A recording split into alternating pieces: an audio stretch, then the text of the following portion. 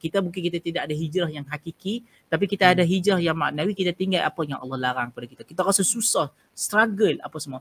Tapi bila kita niatkan kita hijrah itu kerana Allah, satu, Allah akan mudahkan jalan kita tu kan. Ya. Dan satu lagi, kita akan mendapat pahala yang besar di sisi Allah Subhanahu Wa Taala. Itu yang menyebabkan ramai yang terlibat di dalam was-was. Was-was. Okey, faham. Orang jadi was-was, duk angkat 3-4 kali ni. Oh. Kita Tak masuk-masuk. Tak masuk-masuk. Tak masuk-masuk lagi. Kalau orang buat macam tu, kita pegang tangan. Lah ni Han nak buat apa ni? Pegang tangan dia. Han nak buat apa? Ya. Aku nak sembahyang zuhur lah. Mayang Mayang lah. Kan? Macam tu.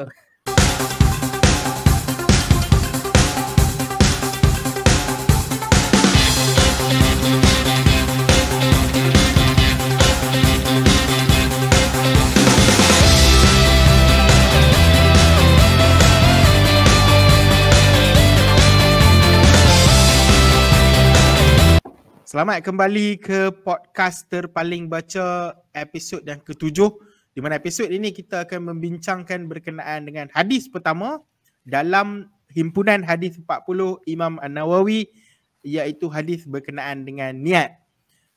Kita berehat sebentar tadi atas permintaan panelis. Ini kali pertama panelis minta break.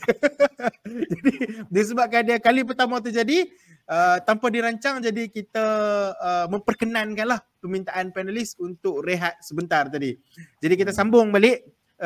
Tadi sebelum rehat, Amar, aku memang ada tanya hang pasal sebab wurud hadis. Tapi sebelum kita ke sebab wurud hadis, aku akan explain sikit berdasarkan pembacaan aku dalam buku hadis 40, syarah hadis 40 Imam Al-Nawawi ni, yang mana ia diterjemahkan oleh Dr. Zulkifli Al-Bakri.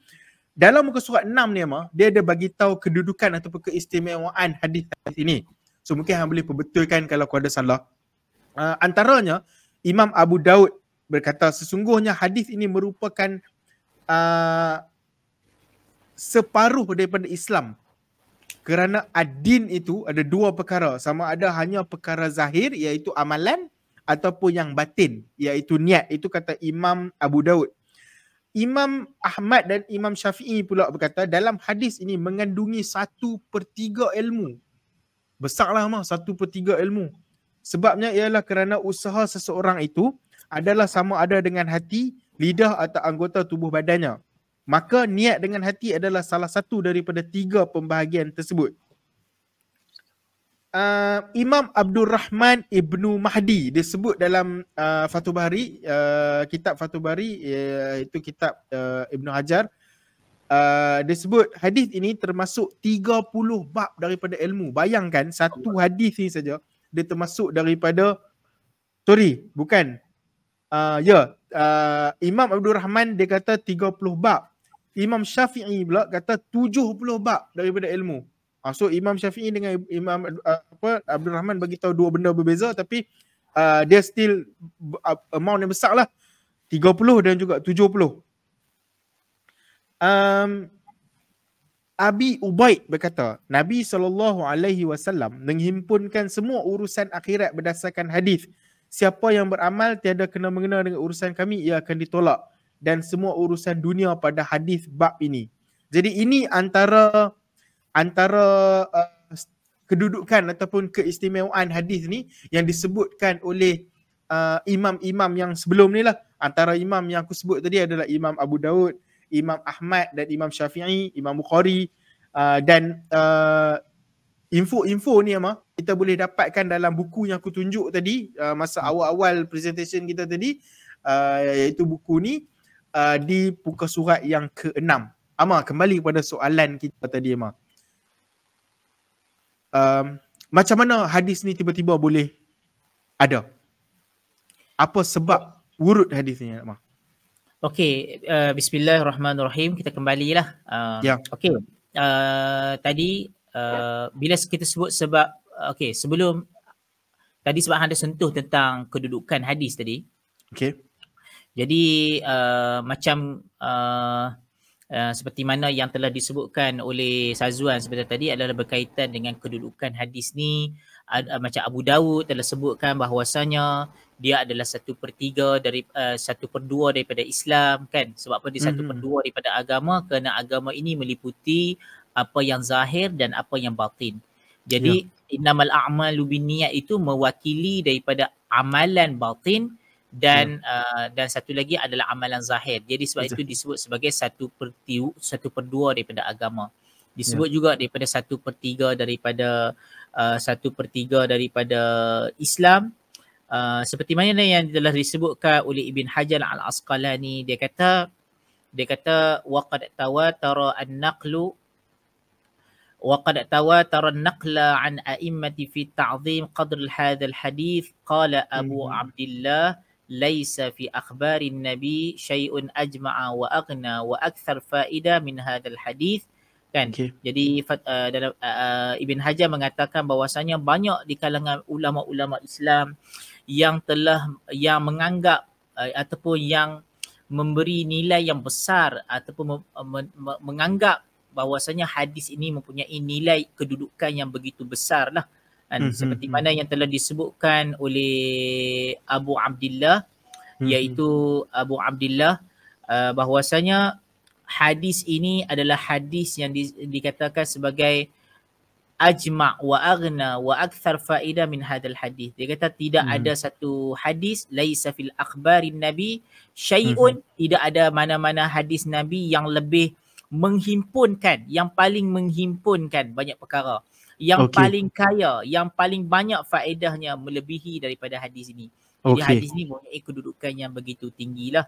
Dan perkara ini telah disepakati oleh Abdul Rahman bin Mahdi tadi, maksudnya Asy-Syafi'i, oleh Al-Buwaiti, oleh Ahmad bin Hanbal, oleh Ali bin Madini, oleh Abu Dawud, At-Tirmidzi, Darul Qutni, Hamzah Al-Kinani, bahwasanya mereka menganggap hadis ini thuluthul Islam, adalah 1/3 daripada Islam lah.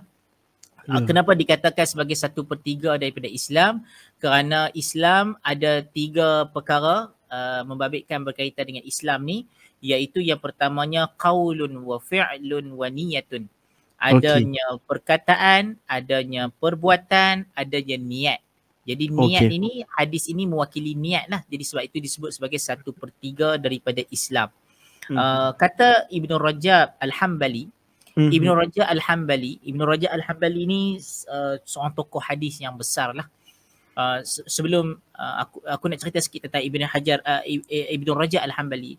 Sebenarnya Imam An-Nawawi rahimahullah, dia hadis 40 ni adalah hadis yang dia himpunkan, hadis yang merupakan asas-asas dan kaedah-kaedah Islam, dan hadis yang menjadi paksi kepada agama Islam. Dia panggil Midarul Islam. Antara orang yang awal yang menghimpunkan hadis-hadis Midarul Islam adalah Ibn Salah. Kan? Ibn Salah, kita tahu ulama hadis yang terkenal, dia ada Ulumul Hadis, dia himpunkan 26 hadis. Kemudian Imam Nawawi dia upgrade lagi, jadi hadis paksi Islam ni, Midarul Islam, ataupun hadis yang disebut sebagai Jawami'ul Kalim ni dihimpunkan sebanyak 42 hadis. Kemudian Ibn Rajab Al-Hambali ditambah lagi jadi 50. Sebab tu siapa yang nak baca hadis Jami'ul Hadis wal Hikam ke, dia punya kitab Jami'ul Ulum wal Hikam kan, hadis tu dia jadi 50 hadis. Dia 50 hadis, dia Ibn Nawawi semua ada dalam tu, dia tambah lagi 8 jadi 50 lah, dan dia syarahkan, ada boleh dapatkan lah buku itu. Kan, kata Ibn Rajab Al-Hambali, dia kata fa inna ad-din kulluhu yarji'u ila al-fi'l al-ma'murat wa tark al-mahdhurat wa tawaqquf 'an asy-syubhat wa hadha kulluhu tadammanuhu hadis Nu'man bin Bashir. Dia kata sesungguhnya agama ini keseluruhannya adalah balik ataupun pergi kepada perkara-perkara yang diperintahkan. Maksudnya agama kita keseluruhannya adalah merujuk kepada atau merujuk kepada apa-apa yang diperintahkan, perkara-perkara makmurat, perkara-perkara yang diperintahkan oleh syarak. Wa tarkil mahdhurat, meninggalkan perkara yang mungkar. Buat benda yang Allah buat perkara yang syarak perintahkan, tinggal perkara yang agama larang. Wa tawaqquf 'anis syubhat, dan berhenti ataupun membebaskan diri daripada perkara-perkara syubhat. wa hadha kulluhu tadammunuhu hadis Nu'man bin Bashir. Dan kesemua perkara ini perkara yang diperintahkan, perkara yang tadi ma'murat, tarki syubhat, tarki mahdhurat dan tawaqquf 'ani syubhat ni, semua perkara itu terangkum di dalam hadis Nu'man bin Bashir, iaitu tentang hadis al-halalul bayyin wal haramul bayyin wa bainahuma umurul mutasyabihat. Okey. Halal itu jelas, haram itu jelas, dan di antara halal dan haram itu adalah asyubhat. Okey. Kemudian kata Ibn Rajab Al-Hambali lagi, wa innama yatimmu dzalika bi amrain. Hadis Nu'man bin Bashir ni dia disempurnakan dengan dua perkara. Maksudnya hadis Nu'man bin Bashir ni disempurnakan daripada dua perkara. Dua perkara lah. Iaitu yang pertamanya ahaduhuma an yakuna al-amalu fi zahirihi ala muwafaqati sunnah. Pertamanya perkara perkara hadis Nu'man bin Bashir ni dipenuhi ataupun disempurnakan dengan dua perkara. Dua perkara ni menjadi syarat lah, menjadi tonggak kepada perkara tadi ni adalah pertamanya adalah seseorang itu bila nak beramal, seseorang itu nak beramal pada amalan zahirnya semestinya dia mesti menepati sunnah, kan? Dia menepati sunnah. Okey. Yang kedua, kemudian wa hadha huwa alladhi tadammanuhu hadithul Aisyah. Hadis berkaitan dengan perkara-perkara amalan ni adalah selari dengan apa yang telah disebutkan oleh Aisyah, hadis Aisyah radhiyallahu anha, iaitu man ahdatha fi amrina hadha ma laysa minhu fahuwa raddun. Sesiapa yang mengada-adakan perkara baru dalam urusan agama kami yang bukan daripadanya, maka perkara itu ditolak. Wa tsani ay yakuna al-amalu fi batinihi yuqsadu bihi wajhillah, yuqsadu bihi wajhallah azza wajal. Hendaklah amalan yang tersemat di dalam batin seseorang itu hendaklah diqasadkan ataupun diniatkan semata-mata kerana Allah Subhanahu Wa Taala. Hadis ini adalah ini adalah terangkum di dalam hadis innamal a'malu binniyat. Okey, jadi Islam ni jadi perkara yang penting yang ditekankan oleh Ibn Rajab Al-Hambali. Amalan kita ni kan, pertamanya berkaitan dengan agama kita ni ada tiga perkara penting, iaitu perkara yang diperintahkan, perkara yang dilarang. Perkara yang diperintahkan kita kena buat, benda yang dilarang, benda yang haram kita kena tinggalkan. Ada perkara yang syubhat, kita kena bebaskan diri daripada perkara syubhat. Perkara ini disempurnakan daripada dua perkara, kan? Yang pertamanya adalah dua hadis utama, iaitu hadis berkaitan dengan amalan zahir. Amalan zahir ni mestilah amalan zahir kita, maksudnya syarat kepada penerimaan amalan kita ni ada dua syarat. Syarat yang pertama adalah syarat mesti niat itu semata-mata kerana Allah Subhanahu Wa Taala. Kan? Berdasarkan kepada hadis innamal a'malu binniyat tadi, kan? Kerana kalau bila mana kita melakukan satu amalan yang kita tidak niatkan kerana Allah Subhanahu Wa Taala, maka amalan kita tadi sia-sia, kan? Amalan kita ni sia-sia dan kita tidak mendapat pahala lah di sisi Allah Subhanahu Wa Taala. Jadi suatu amalan, kita solat ke, kita zakat ke, kita berpuasa ke, kita buat kebaikan, apa-apa kebajikan, kalau kita niatkan kerana Allah, maka kita akan mendapat pahala. Kalau kita tidak niatkan kerana Allah, maka amalan kita tu tak diterima lah di sisi Allah Subhanahu Wa Taala. Contoh kita solat, kan? Kita solat sebab kita nak bagi orang lain nampak kita solat, kan? Kita pergi sebab ada tujuan-tujuan yang lain. Sebagai contohnya, ada tujuan-tujuan yang lain, maka amalan kita tak diterima. Itu syarat yang pertama, amalan agama kita diterima. Syarat yang keduanya, ikhlas saja pun tak cukup. Dia mestilah menepati sunnah. Dia panggil muwafaqati bisunnah. Mestilah menepati apa yang telah diajar oleh Allah dan Rasulnya sallallahu alaihi wasallam. Kan? Ini berdasarkan, kan, kalau seseorang tu buat satu amalan, dia buat benda, contohlah ikhlas, kan. Aku ni ikhlas lah. Contoh kan, masuk bulan, sekarang ni bulan Rejab kan. Masuk bulan Rejab. Pun semangat nak buat amalan ni bulan Rejab kan. Aku rasa aku nak semayang. Aku nak semayang ni, semayang subuh aku rasa 2 tu sikit sangat lah. Aku rasa nak semayang sampai 8 rakaat kot. Contoh lah. Kan. Jadi kita satu hari kita pergi lah masjid dengan kawan kita ni. Kawan kita pun semangat masuk bulan Rejab ni. Jadi dia pun habis kita sembahyang dengan imam 2 rakaat, kita bagi salam, tiba-tiba kawan kita bangkit. Kawan kita bangkit, dia tambah 3, 4, 5, 6, 7, 8 rakaat. Kemudian baru dia bagi salam. Kita kata, "Ui, hang sembahyang apa ni?" "Aku sembahyang subuh lah," dia kata. Kan? "Ui, awak yang hang sembahyang sampai 8, awak yang hang sembahyang sampai 8. Yalah, 8 pun darab 2 juga kan. Maksudnya 2 juga. Jadi aku tambahlah 2 pun dah cukup. Aku tambah lagi lah. Tak boleh, kita kata. Nabi ajak sembahyang subuh 2 rakaat je. Dia kata, "Yalah, aku bukan apa. Aku rasa 2 tu sikit sangat tak pada." Yalah. Tak boleh ni. 2 saja tak sah. Dia kata, "Aku bukan mengurangkan yang baik, aku menambah yang baik." Ya. Takkan tak boleh kot, kan? Adakah amalannya diterima? Amalan dia tak diterima. Walaupun 2 tambah 2 tambah 2 jadi 8. Jadi, tapi tetap tak boleh kerana dia bercanggah dengan apa yang diajar oleh Allah dan Rasulnya SAW. Maka amalan tu tak diterima. Sebab itu, dia berdasarkan kepada hadis yang kedua, iaitu hadis man ahdatha fi amrina hadha ma laysa minhu fahuwa raddun. Sesiapa yang mencipta ataupun mengadakan perkara baru yang bukan daripada urusan agama kami, maka amalan itu ditolak. Man ahdatha fi amrina hadha ma laysa minhu, apa yang bukan daripadanya, fahuwa raddun, maka amalan tersebut ditolak. Jadi syarat diterimanya amalan agama kita ni, pertamanya mesti niat. Niat tadi berdasarkan kepada hadis innamal a'malu binniyat. Yang keduanya amalan diterima oleh Allah sekiranya perkara itu mestilah selari dengan sunnah, muwafaqah as-sunnah, iaitu berdasarkan kepada hadis man ahdatha fi amrina hadha ma laysa minhu fahuwa raddun. Jadi dua hadis ni merupakan tonggak lah, kan? Merupakan tonggak utama.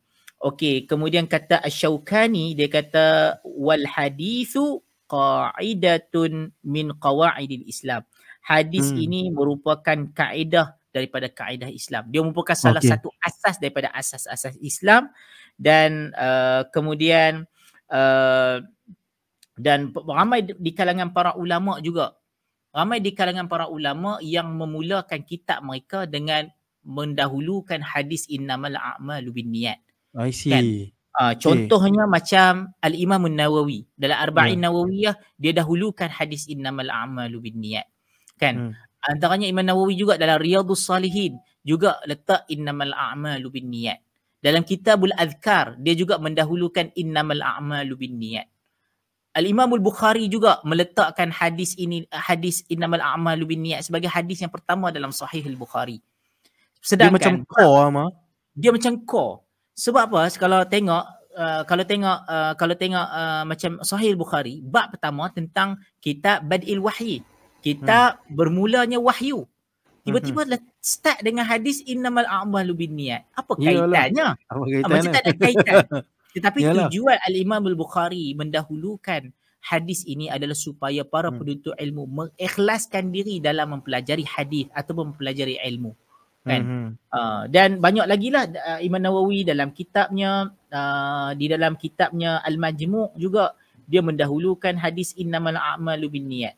Kan? Okey. Taqiyuddin Al-Maqdisi juga dalam kitab Umdatul Ahkam juga mendahulukan innamal a'mal binniyat. Al-Imam As-Suyuti dalam Jami' As-Saghir juga bermula dengan kita innamal a'malu binniyat. Terlalu banyak para ulama mendahulukan hadis innamal a'malu binniyat kerana supaya orang sebelum apa-apa nak mula mesti mula dengan niat yang ikhlas.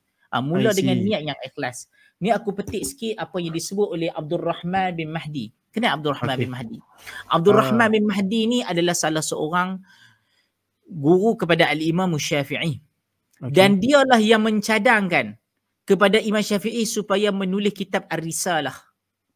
Ingat kitab Risalah, kitab usul fiqh pertama kitab usul fiqh yang pertama yang ditulis secara khusus adalah karangan Imam Syafi'i sendiri, iaitu kitab Ar-Risalah. Orang yang mencadangkan adalah Abdul Rahman bin Mahdi ni. Apa kata Abdul Rahman bin Mahdi? Dia kata, man arada ayyusannifa kitaban falyabda'u bihadzal hadis. Dia kata sesiapa yang mahu menulis sebuah kitab, hendaklah dia memulakan kitab tersebut dengan hadis ini, iaitu hadis Oh. innamal a'malu binniyat ni. Jadi begitu besarnya hadis innamal a'malu binniyat. Dan hadis innamal a'malu binniyat ni merupakan hadis daripada hadis-hadis yang kita sebutkan sebagai hadis jawami'il kalim. Apa maksud jawami'il kalim? Jawami'il kalim ni antara mukjizat Nabi SAW adalah jawami'il kalim. Allah beri kepada Nabi ini adalah jawami'il kalim. Jawami'il kalim ni maksudnya Nabi ni cakap sikit, maksud dia banyak. Ya. Nabi cakap sikit je tapi boleh pi pada banyak bab. Macam tadi kata 30 bab kata. Ya, 70 bab. Rahman bin Mahdi kata 30 bab. Imam Syafi'i kata boleh sampai ke 70 bab. Ya. Maksudnya boleh pergi, maksudnya makna, maksud, intipati ataupun faedah dia tu besar. Ya. Kan? Ini antara perkara yang dikurniakan kepada Nabi. Kan? Macam kita ni sembang banyak tapi isi sikit lah. Contoh. Kita sembang perempuan tambah orang Penang kan. Perempuan sembang kepala geleng sana. Point dia sikit lah. Nak abang kata situ lah. Dia pusing sampai Komtar, dia corner sampai ke Tanjung, dia pergi sampai Tanjung Bunga, Tanjung Tok Kong, sampai Batu Feringgi apa semua, Batu Lok Bahang. Mamai dia sampai Komtar jugalah kan. Ya. Mamai lah Komtar juga. Dia corner sana corner sini kan. Cerita sembang banyak, maksud tak banyak. Kan faedah tak banyak. Tapi Nabi cakap sikit je faedah besar. Ya. Faedah besar. Ini di antara mukjizat Nabi iaitu jawami'il kalim. Salah satu daripada hadis jawami'il kalim yang kita nampak jelas adalah hadis innamal a'malu binniyat. Tadi bila kita sembang sikit kan tentang tadi Sazwan hang tanya tadi tentang berkaitan dengan hadis ni, apa sebab urut dia? Okey, sebab urut hadis ni sebahagian para ilmuan cuba mengaitkan hadis ini dengan kisah seorang lelaki iaitu yang dipanggil sebagai Muhajir Ummul Qais. Okey. Muhajir Ummul Qais. Apa maksud Muhajir Ummul Qais? Iaitu penghijrah Ummul Qais. Ada riwayat daripada At-Tabrani. Ada riwayat daripada At-Tabrani melalui A'mash menyebutkan bahawasanya ada seorang lelaki, dia meminang seorang wanita. Kan? Okay. Dia meminang seorang wanita, yang wanita itu yang dipanggil sebagai Ummul Qais. Orang panggil nama wanita ni Ummul Qais. Jadi ada seorang lelaki pinang Ummul Qais ni. Dan Ummul Qais ni dia kata, dan dia fa'abat an tatazawwajahu hatta yuhajir. Kan? Okay. Dia enggan untuk menerima pinangan lelaki ini sehingga lelaki ini berhijrah. Dia tak nak kahwin dengan lelaki ini. Kan? Melainkan dengan syarat hang mesti hijrah. Kalau hang hijrah, barulah aku kahwin dengan hang. Baru aku terima pinangan hang. Okey, maka lalu lelaki ni pun berhijrah lah. Kan? Bila berhijrah dan dia pun dapat kahwin lah dengan Ummul Qais ni. Maka orang panggil dia adalah sebagai Muhajir Ummul Qais. Kisah ini adalah kisah yang daripada segi sanadnya, sanad yang sahih. Bahkan menepatilah syarat yang telah diletakkan oleh Al-Bukhari dan Muslim. Bukan diriwayatkan oleh Bukhari Muslim, tapi menepatilah syarat Bukhari dan Muslim daripada sudut sanad tu. Maksudnya kisah ni kisah yang benar lah, kisah yang sahih. Tetapi bila nak kaitkan hadis innamal a'malu binniyat dengan kisah Muhajir Ummul Qais, tidak ada bukti di kalangan ulama hadis. Bahkan Ibn Hajar menolak. Ibn Hajar kata cerita tu cerita benar, tapi dia bukan sebab urut kepada hadis ni.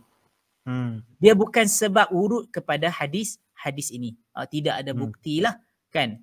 Tetapi kisah tu kisah yang benar lah. Ya. Walau bagaimanapun nak menekankan bahawasanya seseorang bila nak melakukan satu amalan, hatta satu amalan yang sangat besar dalam agama kita, antara yang besarnya adalah hijrah. Iaitu seseorang itu berhijrah mesti kerana Allah dan Rasul. Kalau orang itu hijrah kerana Allah dan Rasul, kan, hijrah ni bukan senang. Betul tak? Yeah. Hijrah bukan satu benda yang senang, yang kita kena tinggalkan halaman tempat duduk kita kan. Macam Nabi SAW kena hijrah ke Madinah. Sahabat-sahabat kena hijrah ke Madinah. Bilal bin Rabah walaupun dia hamba abdi di Madinah, walaupun dia hamba abdi di Mekah dulu, dia duduk Mekah lama, jadi hamba abdi lagi di sana. Kemudian dia masuk Islam, kemudian kena hijrah. Bilal di sana duduk Madinah, punya teringat dia kat Mekah sampai demam dia. Oh. Sebab teringat tempat lama, kampung Tempat halaman. lama. Kampung halaman kena tinggal bukan sebab suka-suka kena tinggal, tapi sebab Allah perintahkan. Sebab Allah. Sebab tak boleh zahirkan agama dekat Mekah pada ketika itu. Maka mereka hijrah. Hijrah, Allah Subhanahu Wa Taala menuntut supaya Nabi sallallahu alaihi wasallam menuntut supaya seseorang itu mestilah berhijrah kerana Allah dan Rasulnya. Kalau orang itu hijrah kerana dunia yang hendak diperolehinya, mungkin dia hijrah tu sebab mungkin kalau pergi sana rezeki lebih sikit kot kan. Bukan salah cari rezeki tu kan. Tapi kalau dia hijrah untuk dapat dunia, maka dia dapatlah benda tu kan. Semata-mata itulah kalau tanpa ada niat kerana Allah.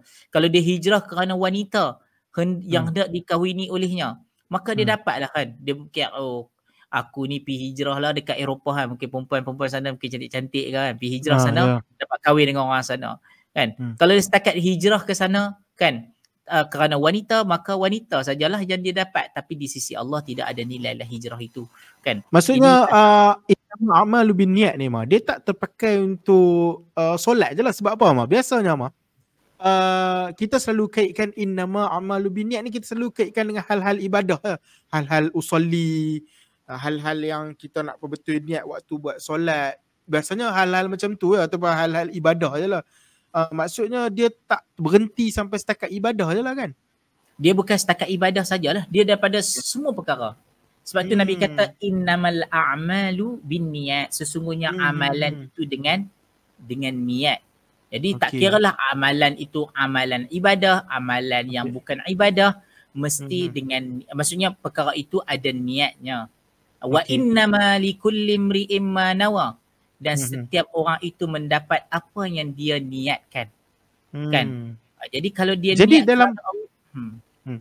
dalam konteks hadis ni adakah Muhajir Ummu Qais tadi tu, kalau dia terkait dengan hadis ni lah kan, kalau dia terkait dengan hadis ni,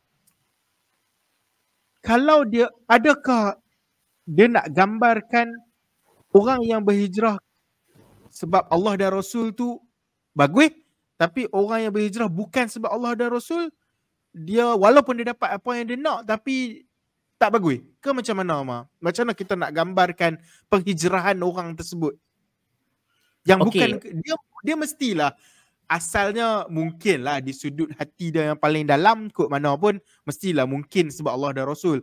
Tapi dia ni sampai orang panggil dia Muhajir Ummu Qais, sampai memang nampak jelas sangatlah dia berhijrah tu sebab dia ada plan nak menikah kan. Adakah individu tersebut atau digambarkan sebagai individu yang dia tak bagus ke atau macam mana dalam konteks hadis ni Okey, tentang pertamanya tadi kita sebutkan tadilah cerita Muhajir Ummu Qais ni kisah yang benar lah kan. Tapi kita tak boleh kata dia ni merupakan sebab urut kepada hadis ni. Sebab tidak ada bukti. Dia bukan semestinya sebab urut hadis ni. Apa maksud sebab urut? Sebab terbitnya hadis ni. Tu maksud. Maksud macam ada asbabun nuzul. Asbabun nuzul dalam Quran. Maksudnya sebab apa ayat Quran tu turun. Hadis pun dia ada asbabul wurud ataupun sebabul wurud. Sebabul wurud kan, iaitu sebab terbitnya hadis ni. Tapi kisah ni dia bukan sebab terbitnya hadis ni. Maksudnya Nabi sebut tak ada kaitan lah dengan cerita ni. Tapi kisah ni benar lah. Kisah tu benar. Kisah ni benar. Tapi dia bukan sebab urut kepada hadis innamal a'malu binniyat. Kan? Faham. Walaupun macam tengok tu macam nak ada kaitan sikit kan. Macam nak ada kaitan. Tapi sebab part yang belakang tu kan. Sebab urut pada hadis ni. Bila kita sebut tentang tadi tu adalah apa maksud hijrah? Hijrah ni adalah perpindahan seseorang daripada satu tempat kepada satu tempat yang lain kerana bimbang agamanya terfitnah. Agamanya terfitnah dan dengan tujuan untuk menzahirkan ataupun untuk mengamalkan agamanya, untuk menghidupkan syariat kan. Contohlah kan, kita ni setakat macam contoh kita duduk, macam aku duduk Penang, mai belah KL kerja kat sini kan, itu taklah dinamakan sebagai hijrah, walaupun bolehlah dari segi bahasanya tu dari segi bahasa. Tapi hijrah yang sebenar-benar hijrah ni adalah macam adalah orang yang duduk di kawasan yang dia tak boleh nak amal agama dia. Bila amal agama dia ditindas, dia diburu, dia dibunuh, disekat dan tak boleh menzahirkan agamanya. Mungkin di sebahagian negara kan nak puasa pun tak boleh. Kan? Nak buat ibadah korban pun tak boleh. Nak solat pun kena bom, contoh. Nak amal agama, nak semayang pun kena sembunyi-sembunyi. Orang yang macam ni, dia disyariatkan untuk dihijrah. Disyariatkan untuk dihijrah, dia pergi ke satu tempat yang dia boleh amalkan agamanya. Bila dia nak amalkan agama, dia pergi hijrah. Macam contoh orang yang ada di Mekah, dulu tak boleh. Kemudian pergi ke Madinah, dia dapat hidupkan agama dia. Dapat solat, dapat solat berjemaah, dapat hidupkan syiar-syiar Islam, apa yang Allah perintahkan. Maka itu sangat dituntut. Maka dalam perkara itu, seseorang yang nak berhijrah, mestilah dia mengikhlaskan niat dia semata-mata kerana Allah Subhanahu Wa Taala. Tapi kalau dia nak kekal dan mempertahankan tempat tinggal dia mah? Kalau dia nak kekal juga di tempat tinggal dia yang berbahaya tadi tu dan nak mempertahankan juga tempat tinggal dia demi untuk jaga tempat tinggal dia yang dia hidup tu walaupun dia kena teruk, adakah dia menyanggahi sunnah mah dalam konteks ni? Dia pada zaman Nabi juga ada orang-orang yang macam ni lah. Tetapi Nabi SAW yang dia tak mau hijrah. Dia tak mau hijrah, dia nak kekal. Mungkin dia sayang tempat dia. Dia macam mana aku masuk Islam tapi aku tak hijrah lah. Kan? Orang macam ni, Nabi kedudukan dia rendah daripada orang yang berhijrah. Kedudukannya lebih rendah daripada orang berhijrah.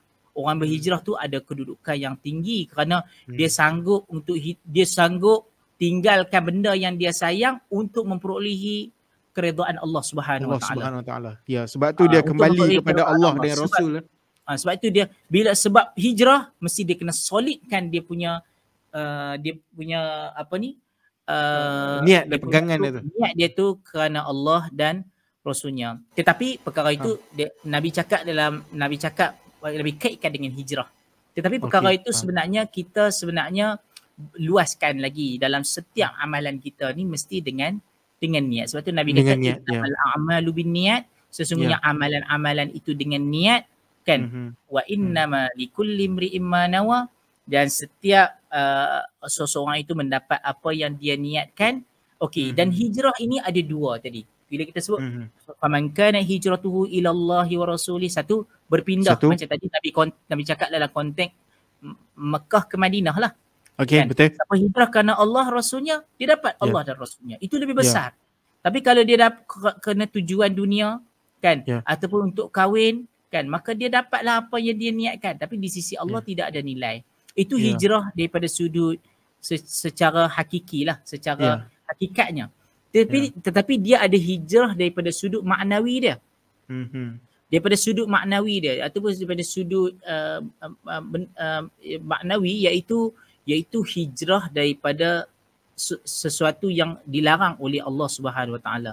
Kan Nabi SAW ada sebut dalam hadis yang lain, Nabi kata al-muslimu man salima al-muslimuna min lisanihi wa yadihi wal muhajiru man yuhajara ma nahallahu anhu. Kan orang Islam yang sejati adalah orang Islam yang menyelamatkan lidah dan tangannya daripada menyakiti saudaranya, dan orang penghijrah yang sebenarnya adalah penghijrah yang berhijrah daripada apa yang dilarang oleh Allah Subhanahu Wa Taala. Jadi dia meninggalkan apa yang Allah larang. Itu satu hijrah juga kan. Dalam hadis tu pun ada sebut pasal definisi hijrah lagi satu. Macam tu. Satu benda yang kita boleh kaitkan lah dengan kita boleh kaitkan. Satu benda tadi kita sebut di segi hijrah tadi. Kita sekarang tak adalah hijrah tu kat kita. Boleh betul. Hijrah segi bahasa dah, tapi di segi hukumnya bukan maksud hijrah yang dimaksudkan oleh Nabi ni, sebab hijrah ni daripada Darul Kufr kepada Darul Islam. Kepada Darul Kufr yang tak boleh mengamalkan agama terfitnah, kemudian kita berhijrah ke Darul Islam yang kita boleh zahirkan agama dan syiar Islam. Itu maksud hijrah yang sebenarnya. Kan? Dan tetapi kita sekarang setakat nak daripada Penang ke KL ni, kita tak namalah hijrah tu sebab cuma dari sudut bahasa boleh kan, nak amal Ya. agama pun boleh kan, walaupun Hmm. yalah walaupun ketua menteri bukan Islam, tapi Ya. tak ada lah halangan kita nak amal agama, masjid pun berlambak kan, kita nak Ya, solat betul. sana sini pun boleh. Tinggal pi tak pi Begitu ya. juga kita datang ke KL, itu pun hijrah, tapi itu bukan hijrah daripada sudut definisi hijrah yang dimaksudkan oleh Nabi. Tapi apa benda yang hijrah yang kita boleh buat adalah berhijrah daripada apa yang Allah larang. Berhijrah daripada apa yang Allah larang kan. Berhijrah daripada apa yang Allah larang. Kita kadang-kadang, sebab apa pentingnya hijrah ini, sebab kadang-kadang ni kita nak tinggal apa yang Allah larang ni susah dalam hidup kita ni. Ada benda yang Allah larang kita senang kita nak tinggal, betul tak? Kita mungkin ada benda-benda alhamdulillah kita dapat tinggalkan. Tapi ada benda yang Allah larang kan, yang kita pun rasa susah kita nak tinggal. Kita struggle lah. Kita cuba macam mana pun sangkut kan. Contohlah, bawa contoh nak orang hisap rokok contoh. Kita tahu rokok ni tak boleh hisap, haram hisap. Tapi kalau orang hisap rokok ni, dia nak tinggal rokok dia bukan senang. Ya, betul. Dia dah sampai tahap. Dia sampai tahap saya pun adalah kawan-kawan kan hisap rokok. Dia nak berhenti rokok di beberapa kali kan. Sangkut. Dah berhenti, azam dah. Lama tu dia tiba-tiba dia pergi jumpa kawan dia hisap rokok, dia pun jadi ketak kan. Azam tiap-tiap tahun. Kan? Hisap balik, kemudian berhenti. Buatlah macam mana, ada setengah tu dia makan coklat lah apa semua kan. Tapi Allah bagi pahala di atas kesungguhan dia tu kan. Jadi nak tinggal ni dia perlukan pengorbanan yang besar nak hijrah ni. Macam tadi orang terpaksa tinggal kampung halaman, tinggal harta dia. Sahabat hijrah tu sampai tinggal keseluruhan harta, sampai miskin, apa kedana sampai Madinah. Walaupun dia dekat Mekah kaya kan. Tapi bila kita ni macam tu juga kan, dalam kita mungkin kita tidak ada hijrah yang hakiki, tapi kita ada hijrah yang maknawi, kita tinggal apa yang Allah larang pada kita. Kita rasa susah, struggle apa semua. Tapi bila kita niatkan kita hijrah itu kerana Allah, satu, Allah akan mudahkan jalan kita tu kan. Dan satu lagi, kita akan mendapat pahala yang besar di sisi Allah Subhanahu Wa Taala. InsyaAllah. Kita akan mendapat pahala besar. Itulah. Wallahualam. Baik. Sebelum kita nak mungkin bincangkan lebih lagi berkenaan dengan faedah hadis ni, aku rasa kita break dulu Amah. Dan boleh. Kita akan sambung selepas ini. InsyaAllah.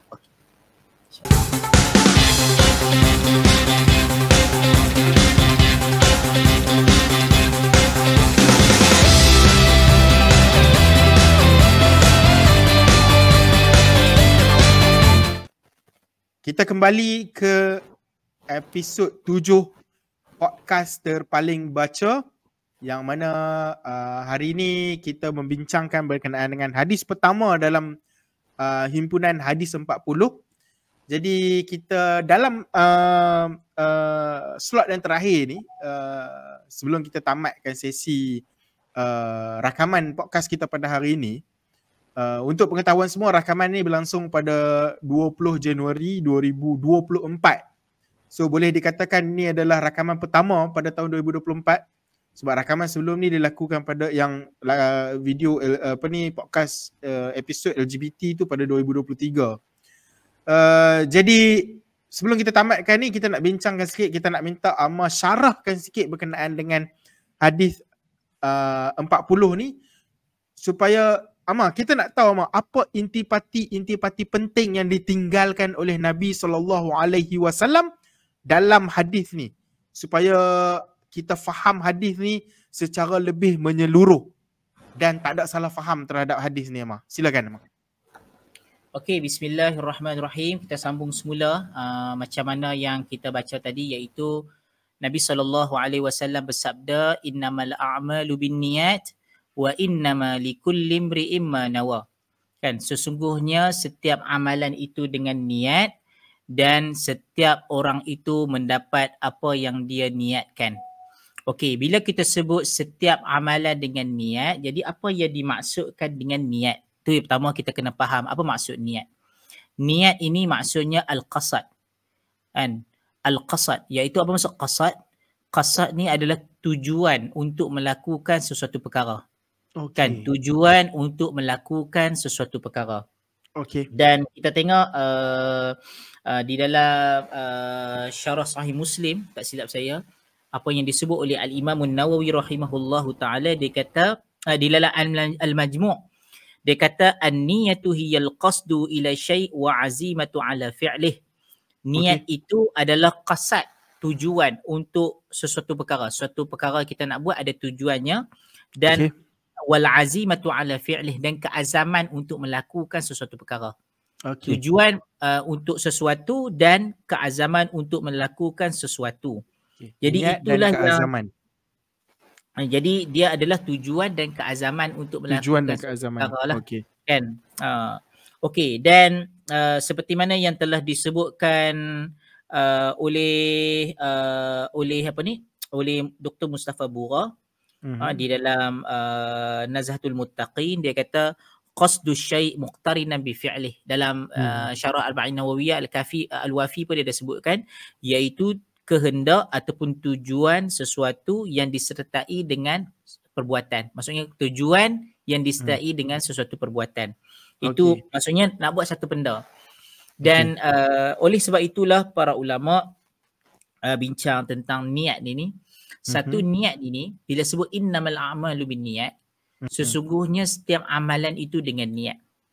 Bila sebut setiap amalan dengan niat, pertamanya bagi setiap amalan, perbuatan apa-apa. Amalan ni termasuklah qaul wa fi'lun. Apa yang kita cakap, apa yang kita buat. Kalau kita cakap dan apa yang kita buat itu secara sedar, maksudnya secara sedar, dipanggil secara akil lah, secara sedar, secara kita orang yang berakal dan kita sedar apa yang kita buat tu mesti ada tujuan, mesti ada niat. Tak mungkin satu amalan, perbuatan tu tak ada niat. Betul tak? Contoh kan, kita berjalan kan, contoh kan, kita pergi dapur, kita pergi ambil makanan, kemudian kita makan. Takkanlah kita tidak ada niat, mesti kita ada niat. Niat kita ke dapur apa dia? Sebab kita nak ambil makanan, betul kita nak makan. Takkanlah kita pergi dapur tu, bini kita tanya, ni kenapa pergi dapur ni bang? Kan? Aku pun tak tahu kenapa aku main sini. Tu masalah lah. Ya, masalah. Dah aku main sebab aku rindu hang. Mungkin tujuan tu kan. Tapi maksudnya setiap amalan yang kita sedang dan setiap amalan yang kita sedang tu yang kita tahulah. Ada benda kita buat kita pun tak sedar kadang. Ya, betul. Kita buat benda tu kan. Tapi amalan, kebiasaannya setiap amalan yang kita sedar mesti ada niat, ada tujuan. Kenapa kita buat? Kita drive pergi tempat kerja. Sebab apa kita drive pergi tempat kerja? Takkanlah kawan kita main, kenapa hamil drive sini? Aku nak pergi kerja lah. Itulah tujuan dia. Takkanlah kita kata, aku pun tak tahu kenapa aku main sini. Tu masalah tu. Kena hantar tanya rambutan lah tu kan. Mungkin lah kan. Yang tu kita kena faham lah maksud niat ni. Satu lagi adalah amalan ibadah yang khususiah ataupun dipanggil sebagai ibadah maksudah, mestilah syaratnya mesti dengan niat.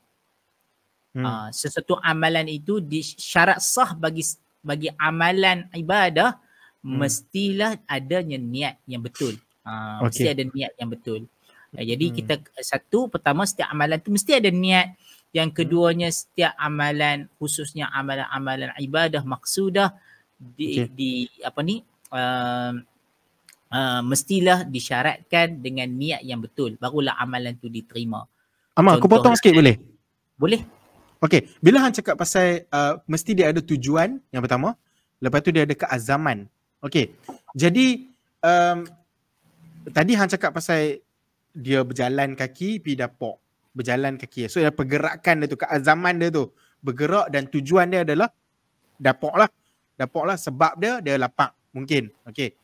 Jadi kalau dalam isu ibadah pula, sebelum hang masuk dan explain nanti, dalam otak aku selalu terbayangkan kalau dia bawa motor, pulas motor, pi ke masjid, itu adalah satu proses yang menunjukkan keazaman dia untuk solat berjemaah dekat masjid.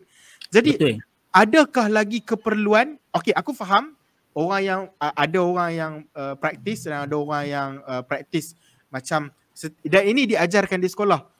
Bila dia takbiratul ihram tu, dia khasat dalam dia letak dalam hati dia. Sahaja aku solat Zuhur 4 rakaat kerana Allah Taala. Contoh dia ada tunjuk tindakan.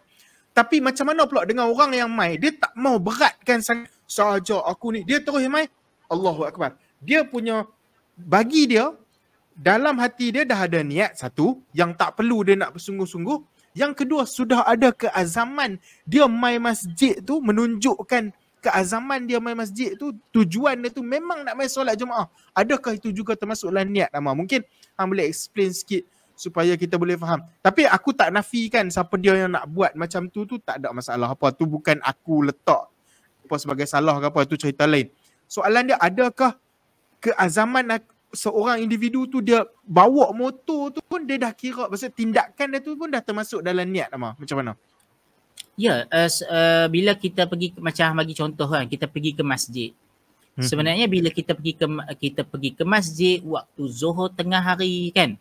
Waktu Zuhur tengah hari, kita sampai di masjid, kita ambil wuduk, kita masuk dalam saf. Itu sebenarnya niat kita nak semayang Zuhur. Takkanlah kita mai ke masjid yang kita masuk dalam saf tu pada waktu tengah hari, waktu Zuhur kita nak semayang Isyak. Tidak. Betul. Jadi, ataupun kita saja-sajalah aku naik aerobik kan, contoh kan. Takkan naik aerobik. Itu dah niat. Cuma para ulama tekankan benda ini supaya kita istihdar an-niyah. Supaya kita menghadirkan dalam jantung hati kita ni niat untuk salat tu. Supaya kita fokus. Aku datang ni nak salat Zuhur ni. Macam tu. Bukannya macam setengah orang tu, dia ingat niat ni satu benda bermasalah lah. Yang menyebabkan ramai orang terlibat dalam was-was. Iaitu dia duk fikir nak bagi ayat tu lalu. Sahaja aku solat, dia duk angkat tangan tu, duk angkat lama.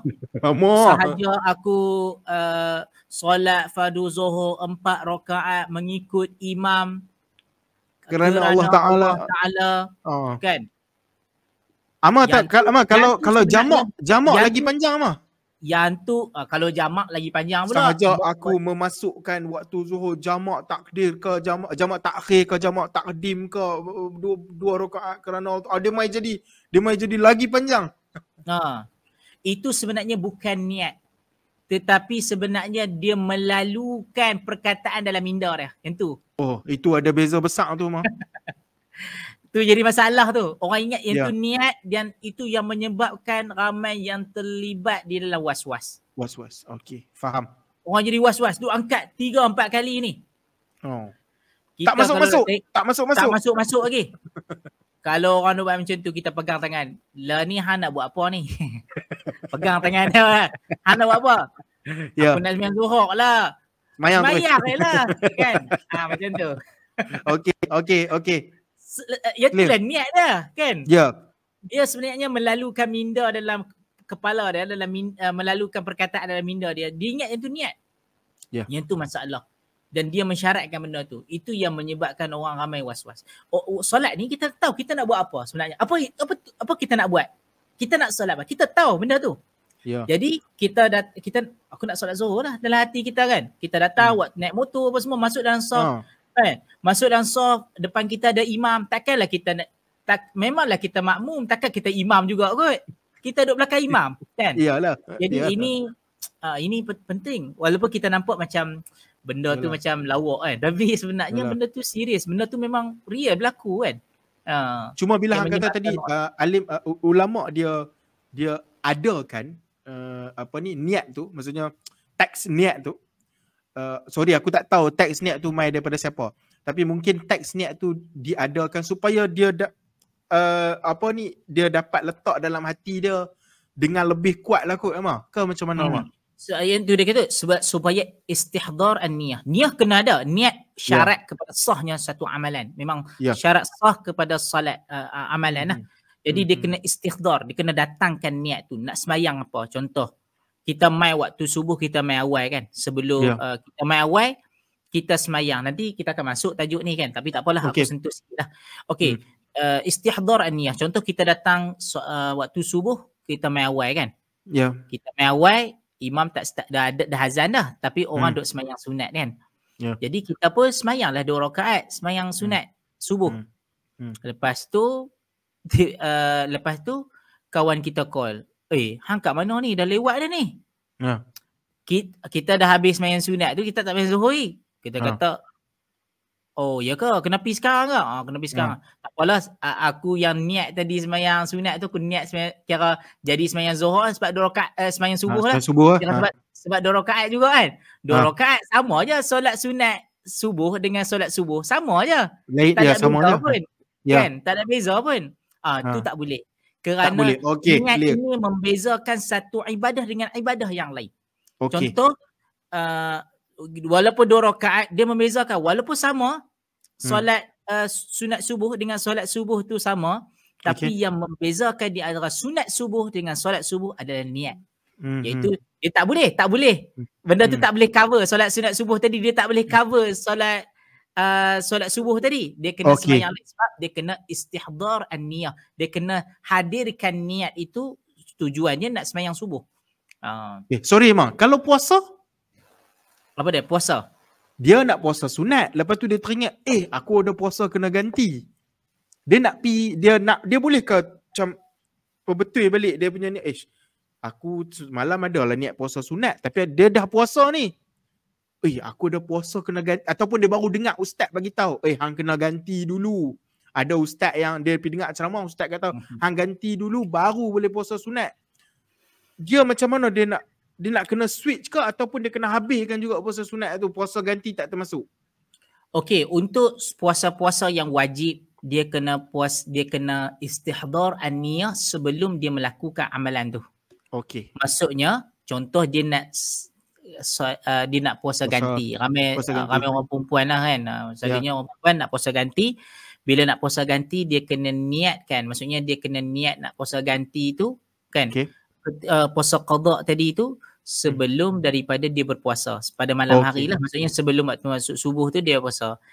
Kecuali puasa sunat. Puasa sunat ni tengah-tengah pun tak apa kan. Contoh dia tak makan lagi kan. Lepas dah masuk subuh mai pukul 10 aku tak makan lagi, dah halang-halang aku tak makan, aku puasa sunat terus ya. Itu boleh. Sebab untuk puasa sunat sahaja. Tapi untuk puasa qada, puasa wajib lah kira. Puasa yang wajib, puasa nazar ke, dia kena niat sebelum daripada dia melakukan perbuatan tersebut. Jadi itu membezakan. Puasa sama je. Puasa sunat dengan puasa nazar dengan puasa qada sama je kan. Di segi zahirnya tu sama je. Dia kena berhenti puasa, tak boleh makan sejak daripada waktu fajar dan boleh buka selepas daripada maghrib kan, selepas terbenamnya matahari. Sama je waktu dia, tak ada beza pun. Yang membezakan di antara qada dengan puasa sunat adalah niat. Okey, clear Mak. So mungkin tak apa, boleh sambung lagi. So berkenaan dengan hadis ni. Berkaitan dengan niat tadi. Okey. Dan tadi Nabi SAW kata wa innama likulli imri'in ma nawa. Dan setiap orang itu memperolehi apa yang dia niatkan. Okey, kalau dia niat, contoh macam tadi dia niat sembahyang Zuhur, maka dia dapatlah solat Zuhur tu. Tapi kalau dia niat solat qada, contoh qada Zuhur, maka niat dia qada Zuhur lah. Dan juga penekanan yang nak diberikan adalah supaya kita sentiasa membersihkan ataupun mengikhlaskan niat kita ini semata-mata kerana Allah Subhanahu Wa Taala. Jadi ini masuk dalam bab ikhlas lah kan. Masuk dalam bab ikhlas. Jadi bab ikhlas ni adalah bila kita sebut tentang ikhlas, apa maksud ikhlas? Ikhlas daripada perkataan khalasa, khalis kan. Maksudnya dia melakukan semata-mata itu tulen, semata-mata kerana Allah Subhanahu Wa Taala. Kita kata ma'ul khalis, air yang tulen. Air yang tulen tu dia tak bercampur dengan apa-apa. Dia tak ada serbuk kopi, dia tak serbuk Milo. Maksudnya ayat tu semata-mata ayat yang jernih kan. Ayat yang bersih kan. Itu adalah supaya kita ni sentiasa mengikhlaskan niat kita ni semata-mata kerana Allah Subhanahu Wa Taala, baru kita akan dibalas dengan pahala apa yang kita niatkan tu.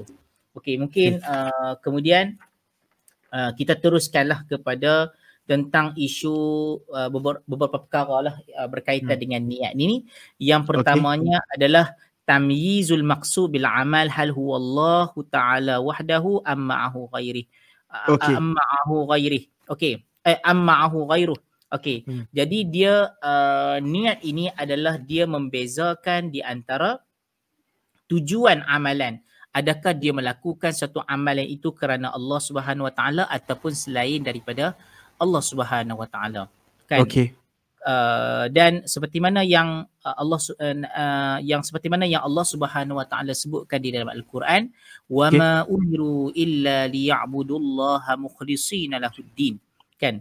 Tidaklah diperintahkan kepada mereka melainkan mereka menyembah Allah mukhlishina lahuddin, ikhlas semata-mata untuk Allah Subhanahu Wa Taala agama. Kan? Jadi dia semata-mata agama yang nak diamalkan mestilah kita ikhlaskan niat kita ini semata-mata kerana Allah Subhanahu Wa Taala.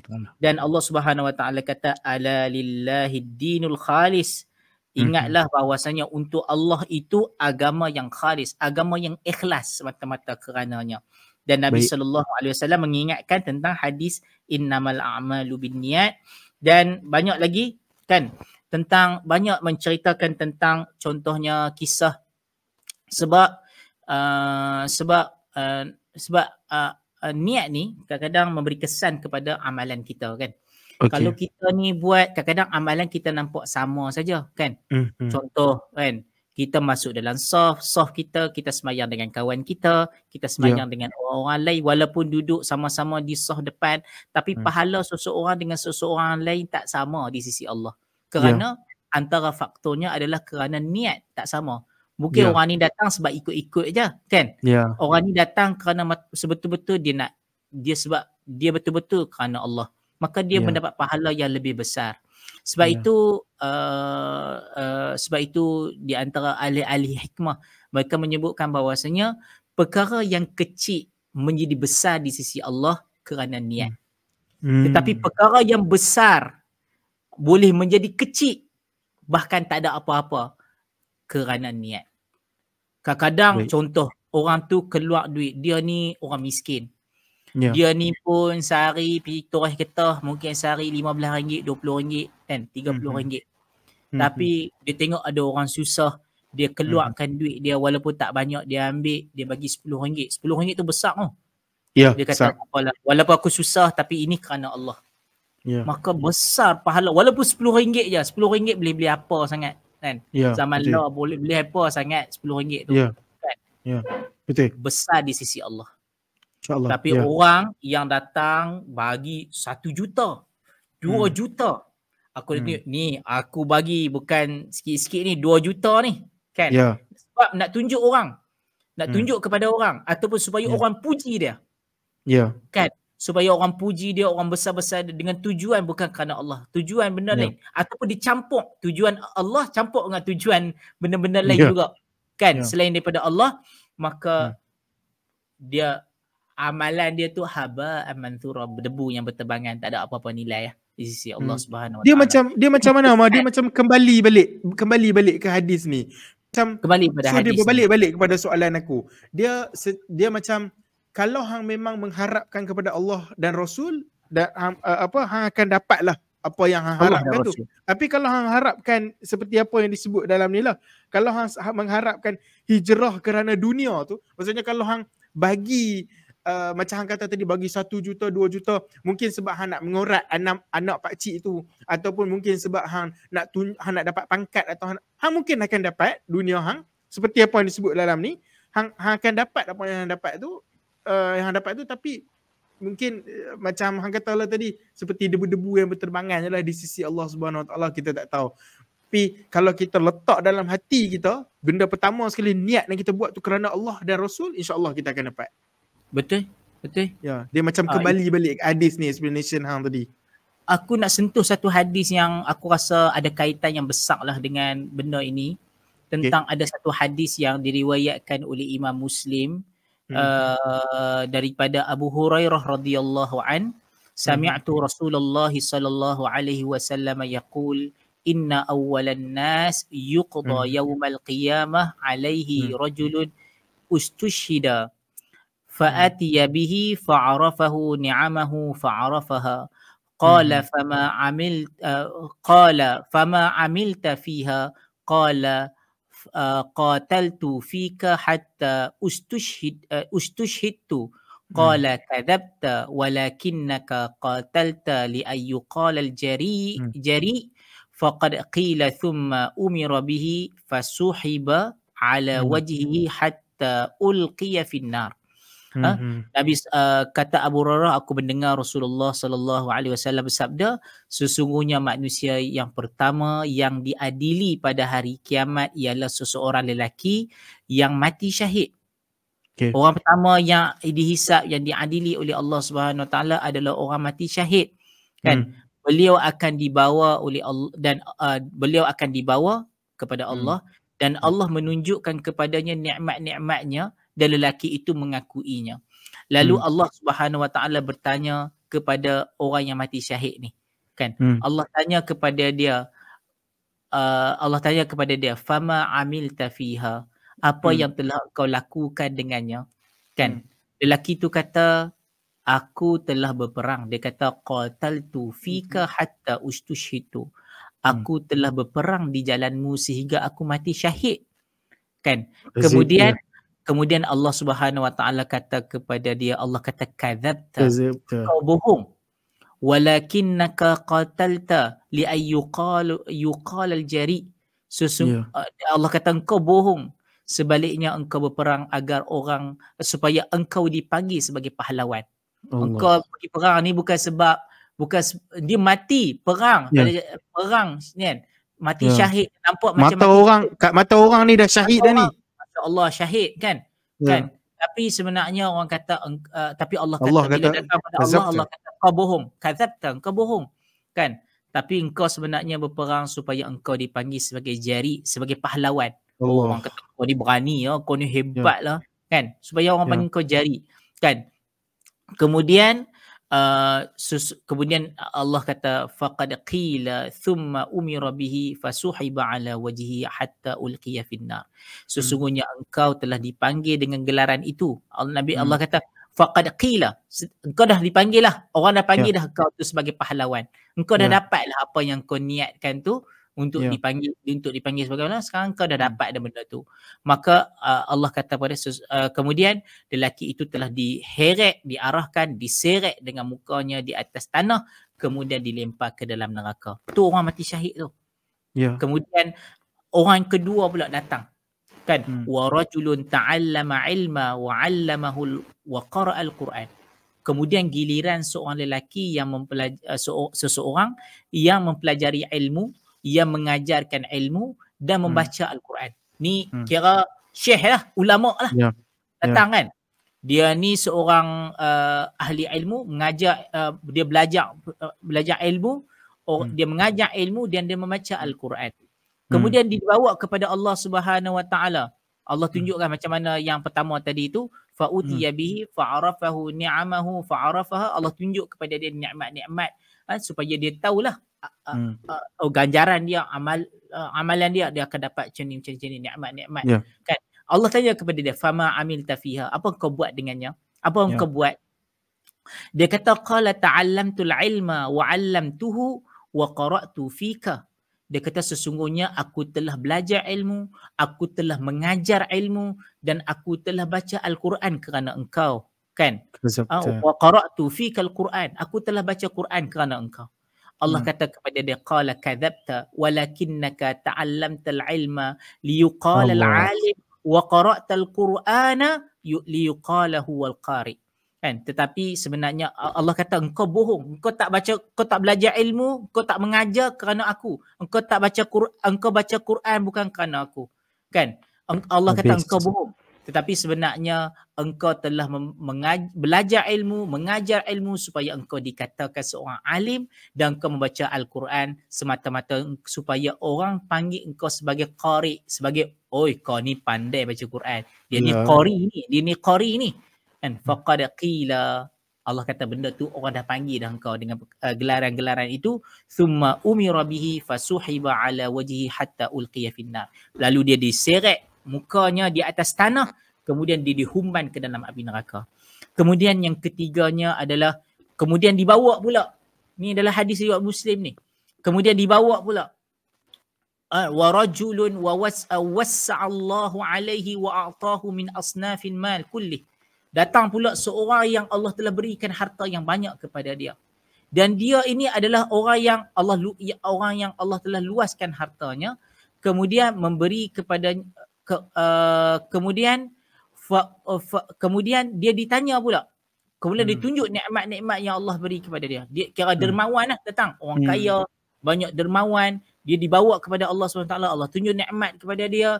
Kemudian kemudian Allah tanya kepada dia, fama amilta fiha ma fa'alta fiha, apa yang telah ma amilta fiha, apa yang kau telah lakukan dengan amalan tersebut. Dia kata sesungguhnya dia kata aku tidak sedikit pun tinggal aku tinggalkan sedikit pun, tidak aku tinggalkan sedikit pun jalan yang mana engkau suka untuk harta ini dibelanjakan padanya, melainkan aku belanjakan harta aku ini pada jalan itu untukmu. Kan? Maksudnya aku belanjakan, aku sedekah, jihad, aku belanjakan harta ini. Dia kata ma fa'alta fiha, dia kata ma taraktu min sabilin tuhibbu ayyunfaqa fiha illa infaqtu fiha laka qala kadzabta. Aku tak buat benda ini melainkan aku infakkan untuk jalanmu wahai Allah. Allah kata kepada dia, kadzabta, engkau bohong. Sebaliknya engkau melakukan benda itu liyuqalahu wajawad, supaya orang panggil kau ni pemurah, kau ni Allah dermawan ni kan. Dermawan, supaya orang panggil kau dermawan. Dan sekarang ni pun faqad qila, dan orang dah telah panggil kau dengan perkataan itu. Lalu dia pun diperintahkan dan dia diheret dan dihumban ke dalam neraka. Allah sebut 3 golongan. Satu, orang yang mati syahid. Orang yang mati syahid kerana tujuannya supaya orang panggil dia perwira. Kedua, orang ahli ilmu ataupun orang yang membaca Quran ni, supaya orang panggil dia, oh dia ni alim, dia ni adalah qari kan. Kemudian dia juga dimasukkan ke dalam neraka. Kerana apa? Kerana supaya orang panggil dia dengan gelaran-gelaran itu. Yang ketiganya orang yang berharta, lalu dia banyak infak, dermawan, dan dia nak orang panggil dia dermawan, maka dia dapat dah gelaran tu, tetapi dia dihumban ke dalam api neraka kerana dia buat bukan kerana Allah, tapi dia buat kerana benda-benda gelaran-gelaran tadi ni. Supaya hadis ini memberi kita peringatan dan amaran kepada kita, sentiasa kita kena bersihkan niat kita ni kerana Allah Subhanahu Wa Taala. Dan bukan senang kita cakap tentang niat. Belum tentu orang kita walaupun cakap tentang ikhlas ni sekarang ni tentang ikhlas, belum tentu kita ikhlas lagi. Ya, betul. Sebab nak ikhlas ni bukan satu benda yang senang. Tapi dia bukan boleh beli tunjuk, tak boleh. Dia bukan boleh beli tunjuk, kita kata aku nak ikhlas ni, bukan sekali tekan ikhlas terus. Kan? Tak boleh. Dia satu benda yang kita kena sentiasa berusaha untuk mencapai ikhlas itu. Kita sentiasa kena berusaha lah untuk capai ke ikhlas itu, apatah lagi dalam bab-bab ibadah ni kan. Bab-bab ibadah ni kan. Okey. Itu yang pertama, iaitu supaya kita dapat bezakan di antara tujuan amalan kita. Adakah semata-mata kita buat itu kerana Allah ataupun kita buat benda selain daripada Allah Subhanahu Wa Taala. Yang keduanya adalah tamyizul ibadat 'anil 'adat. Membezakan ibadat-ibadat daripada adat. Jadi adat kita ni nak beza kan. Contohnya macam makan, minum. Orang lain pun makan, minum, betul tak? Tapi orang lain saja-saja makan, saja-saja minum. Tapi ada orang yang dia makan, dia minum, tujuannya supaya dia kuatkan diri dia untuk beribadah kepada Allah, untuk dekat dengan Allah. Maka dia dapat pahala. Walaupun orang seorang lagi pun makan benda yang sama juga. Tapi dia tak niat kerana Allah, dia tidak ada tujuan yang kerana Allah, maka dia tak ada apa-apa lah. Makan dia dapat kan. Dia dapat itulah. Jadi dia nak membezakan satu di antara adat dengan adat, mana satu adat yang boleh jadi ibadah, mana satu adat yang tak boleh jadi ibadah. Macam contoh makan, dia ni pun makan, si A pun makan, si B pun makan, tapi si A ni makan kerana mungkin nak kuatkan tubuh badan dia untuk beribadah. Satu lagi adalah dia makan saja-saja makan, ataupun dah pantang makanan ada depan dia sebat dia lah kan. Dan ada juga yang geng yang apa ni macam intermittent fasting tu, Amar. Dia puasa, ada orang puasa sebab dia memang nak hari tu dia nak puasa sebab Allah Subhanahu Wa Taala. Ada orang puasa sebab dia nak jaga badan. Dia rasa Betul? macam hari ni aku nak buat intermittent fasting ke. Dia setting time dia sendiri sebab aku nak turunkan berat badan. So yalah, macam hang cakap lah, balik pada hang cakap tu lah. Ada orang dia nak puasa sebab Allah Subhanahu Wa Taala, sebab hari tu puasa Isnin Khamis ke, puasa apa hari putih ke apa. Tapi ada orang dia memang sebab dia adat lah, sebab dia nak kuruskan badan. Mungkin ada orang dengan tujuan nak kuruskan badan. Dia dapatlah dengan kuruskan badan tu. Dapatlah. Dapatlah. Tapi kerana Allah dia tak dapat lah. Ya. Tapi kalau kita niat kerana Allah, kan, kita puasa, Ramadan ni kan, Allah perintahkan aku puasa, aku kena puasa sebab Allah suruh ni, kan. Ataupun dia puasa Isnin Khamis ke, dia puasa hari-hari yang disunatkan puasa kerana nak dapatkan ganjaran daripada Allah, kerana Allah maka dia dapat pahala tu. Di samping itu dia dapat juga diet tu, kan. Ya, dapat juga. Tapi penting setting kita tu supaya kita ni, otak kita ni sentiasa set tu pemikiran kita ni. Kita buat ni kerana apa? Tu beza di antara orang yang mukmin dengan orang yang tidak mukmin. Orang mukmin ni dia buat satu benda, dia ada setting dia. Orang yang bukan mukmin walaupun dia buat benda yang sama juga tapi setting dia lain. Ya, betul. Jadi datangnya niat ni supaya nak betulkan setting kita ni. Okey. Tumpuan pemikiran kita ni supaya kita tumpukan semata-mata benda itu kerana Allah Subhanahu Wa Taala. Okey. Yang seterusnya, yang ketiganya adalah tamyizul ibadat an ba'daha ba'd. An ba'dihal ba'd. Iaitu membezakan ibadah di antara satu ibadat dengan ibadat yang lain. Okay. Contohnya nak bezakan di antara ibadat fardu dengan ibadat sunat. Contoh macam tadilah. Solat subuh tadi. Pentingnya niat.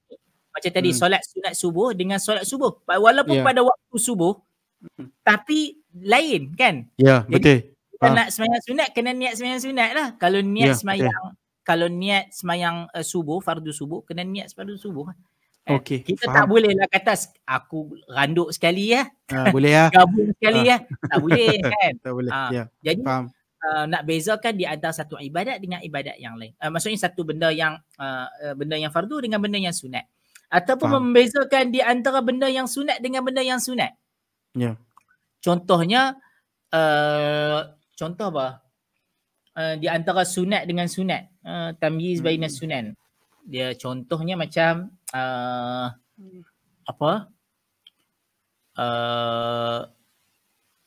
tak mai pula. Tak mai. Aku pun cari benda-benda sunat kan. Ataupun nak membezakan di antara fardu dengan fardu, termasuk juga, kan? Contoh puasa nazar ke puasa qada. Kena beza lah. Yalah, kena kan? beza lah. Puasa nazar pun wajib kena buat, kan? Puasa qada pun wajib kena buat juga. Jadi nak bezakan di antara qada dengan nazar mana satu, kan? Jadi dia kena tentukan lah, dia kena ta'yin, kan, puasa mana yang ataupun ibadah mana yang dia nak buat, kan? Itu salah satulah, kan? Cuba contoh yang lagi adalah seperti okey. Kemudian atharun niyah. Okey, tak apalah, yang ni tak apa. Okey. Jadi macam tu kot. Aku rasa benda yang aku rasa boleh kongsikan. Okey. Mungkin yang tu kot. Sampai situ saja daripada kita. Dan tapi kita just nak bagi tahu lah, Amar, kalau ada soalan, ini trend yang kita akan cuba buat, Amar. Mungkin bila orang nak tanya soalan, sebab ni bukan live, jadi orang tak boleh nak tanya kita kat sini. Jadi kalau ada sebarang soalan ataupun dia nak bagi penambahbaikan ataupun mungkin dia nak komen yang tadi sunat bisunat tu tadi. Kalau dia ada idea dia rasa dia nak tambah, dia nak support kita, kan. Aku terfikir tadi. Mungkin tiba-tiba Mamat, yalah, kadang-kadang kita cakap, tiba-tiba benda tu tak lalu. Selalu kita tak lalu. Tiba-tiba tak lalu. Dia boleh komen dekat kita punya mana-mana ruang social media yang kita letakkan, dan insya-Allah kita akan jawab pada episod yang seterusnya. So itu trend yang kita akan cuba buat.